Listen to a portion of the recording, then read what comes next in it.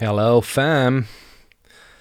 It's PHACE, and I'd like to welcome you to a new sound design with video. And on this one, I focus on a plugin called Texture by Devious Machines. You might all know it. I think I used it on many occasions on clips before. It's a plugin I really like. It's zero latency, super easy, and straightforward to use when layering textures to sound. Well, in a nutshell, it's a plugin that is part FX, part synth, and it blends a sound source with a variety of, well, user-defined textures to create interesting sonic layers. I'm not sponsored at all by the company or such. I just really like to work with it. If you don't own it, maybe have a look at it. I think it's really cool. Or if you're looking for similar plugins or tools that allow you to manipulate sound in such a creative way, I think some alternatives can be like Meldom M-Morph, Portal by Output maybe, Glitch Machines Fracture XL. Those come to my mind. They're not all the same, but they're pretty similar. I personally wish Ableton would have a factory plugin, the same style. I mean, we got a erosion, which is cool and sort of does the same thing in terms of, well, adding tops or noise, layering that on top. But the modulation possibilities here are pretty restricted, unfortunately. Well, okay, enough of my talking. Let's listen to some stuff. So I prepared this very short loop, and I extensively used texture in it to show what you could do with it. And I play you the dry mix without texture used on elements first, and then I play it with the amended textures things. Alrighty, here you go.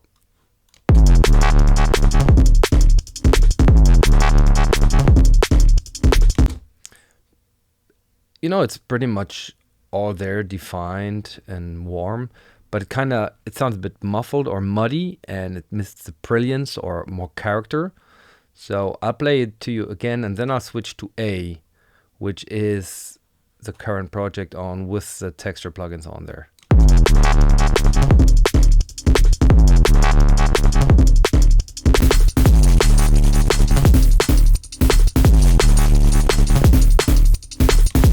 Way more bite and interesting. Cool shit. I really love that plugin. It's so simple. And it sounds very clean because it layers like with zero latency. And I mean, often if you want to polish your tracks and give it more characters in the top, you might tend to use an EQ, and then you play with the phase of the things, and things start to sound overprocessed. I really like texture because it is like layering stuff on top in a very easy way, and you can modulate things super cool. So I'll take you through some of those elements step by step to show you how I make use of it. And we start with the kick. All right. That's the kick without texture. Pretty clean, synthesized, quite saturated kick. And then I add a texture to give it a bit more punch and to give it this noisy, distorted tail. And I'm just gonna mute one. We don't need this one anymore.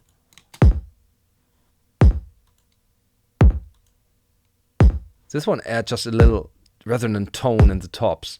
It's a 909 ride, and you can go and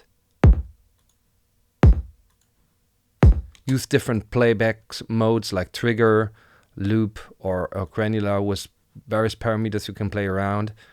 That's a sample you load it in. On this example, I use mainly my own sounds. I load it into the library of texture. You do that by clicking here, and then you can import samples, and then you can save them with the audio. And I have built in my own library. I mean, it comes with quite an intensive library of sounds you can layer, but I feel like it's more crazy if you do your own shit with it and put in your own sounds. So, well, back to it. And yeah, like I added this resonant little tail, played with the envelope, put it on 6 milliseconds here to avoid playing with the transient of the kick. Working with a small, shorter hold, short decay, and using the side chain here see, it's really nice when you activate the sidechain. You can really bring the layering effect really nice and back in the background and can control it really nice. You can also use the filter. I use quite a lot to just use a specific region of the sound to layer, and while the dynamics show you where you're at, it's a gate and limit. Of course, you can see at some point it's gonna be gone. I'll use it full on here. Modulation, you can use that for creating even more crazy stuttering or whatsoever effects. I don't really use it that often, but it is quite cool. Texture, of course, you could go here where you like that's a texture you allowed it into, where you could EQ it. For example, make it more aggressive. I didn't really need it on this example. Original EQ, yeah, well, that's the original sound source. I don't want to EQ it in there, so I never really use it. And other things I use are the pitch, where you can alter the pitch of your texture sound, and use the mix.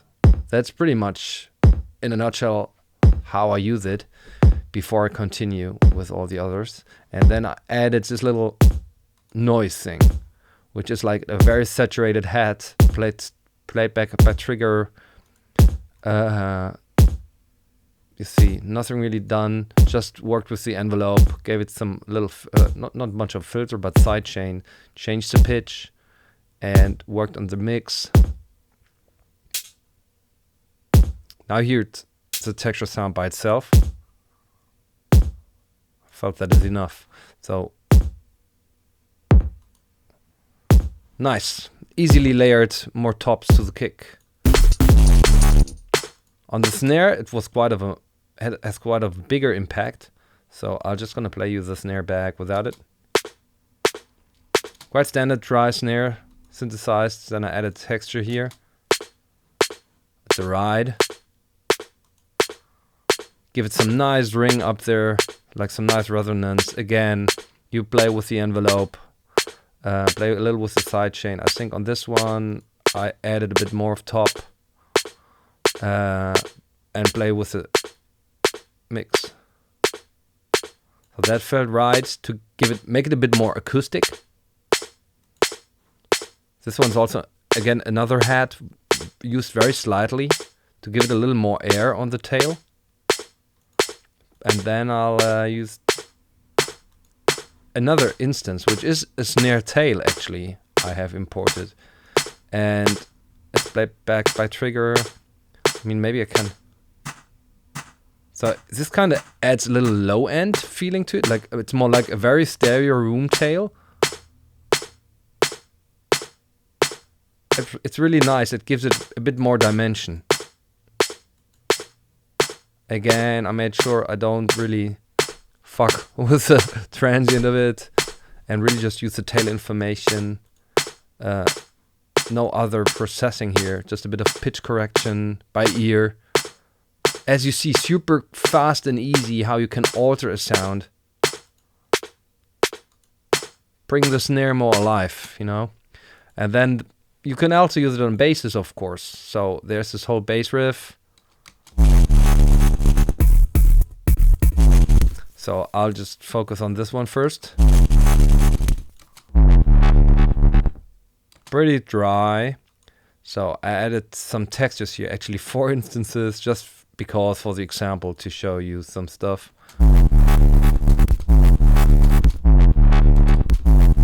First one was just well, that's actually digital white noise. It's a factory sound, and that one is really just filtered some lows out and just plays back the original way. I used a sidechain here, so it's like if I switched it off,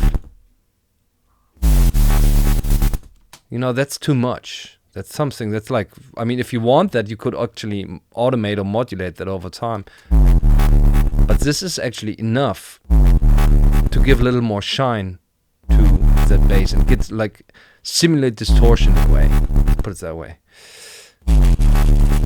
This one adds a bit more stereo to it. It's one of my own sounds. It's actually a small snare. But I used it on cranial mode. I think when I look at the playback, yeah, it's set on granular.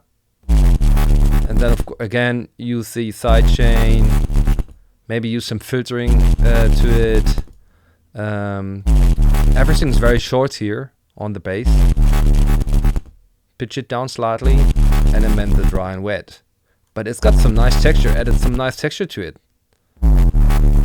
Some distortion noise, you know. And that again, that's a very distorted feeling. It's also one of my own Foley heads. Same story again, mix in until you like it and until you think it gives it something special. And the last one, I don't really know what this one does. It's a head. A taped noise head. This one also played back with a loop, set the crossfade so it doesn't really click. And then play around with the envelope until you like it. Second bass. More of a stabby bass. That's without the textures. And if you add them step by step, you should see what it does.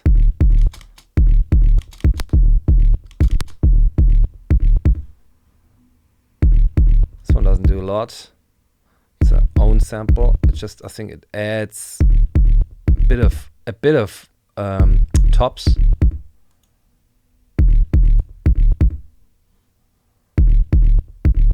This one, let me see.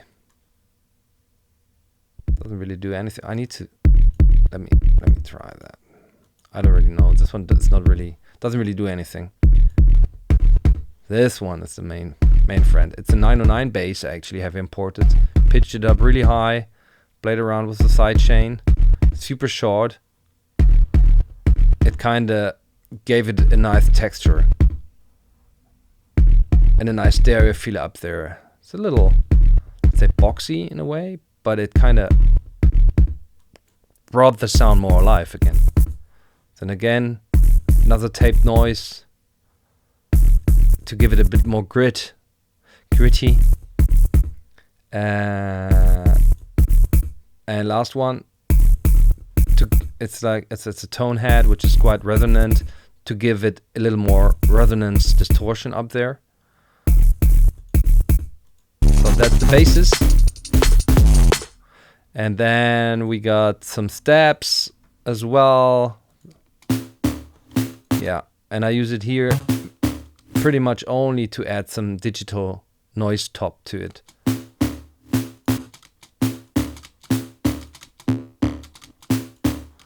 And the sidechain here is pretty essential too. And using the envelope, of course, as always, adjusting it until you feel like this is right. Now, there's no golden rule for that. You just got to trust your earring and what you really like. Same with this little step here. Really just a